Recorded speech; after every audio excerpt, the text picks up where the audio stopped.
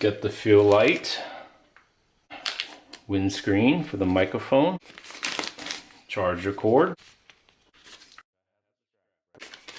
charging cable cords. So you can put on a doctor. Wow, you can feel the weight difference.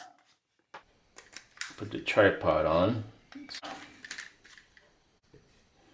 Windscreen for the microphone.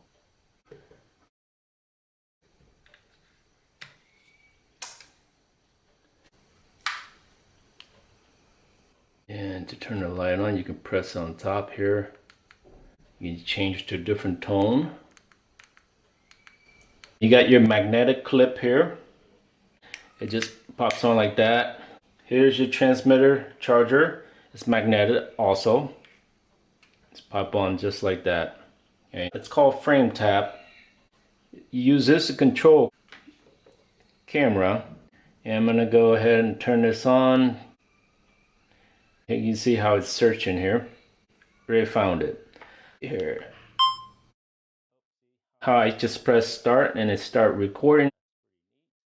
See how I'm controlling the gimbal here, the camera. You just pop that on and it charges.